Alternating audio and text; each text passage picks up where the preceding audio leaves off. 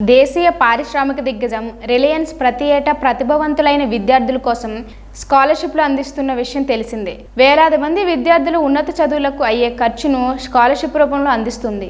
ఎప్పట్లాగే ఈ ఏడాది కూడా ఈ ప్రతిష్టాత్మక స్కాలర్షిప్ ప్రోగ్రాంను ప్రకటించారు. 2024-25 ఏడాదికి గాను స్కాలర్షిప్ కు సంబంధించి దరఖాస్తుల ప్రక్రియ ప్రారంభించింది.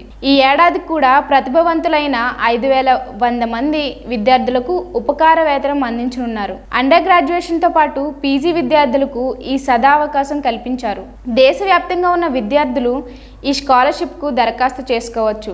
దేశ వృద్ధిలో కీలకమైన యువతను ఉన్నత విద్య వైపు ప్రోత్సహించే ఉద్దేశంతో రిలయన్స్ ఫౌండేషన్ 2022లో స్కాలర్షిప్ ప్రోగ్రాంను ప్రారంభించింది.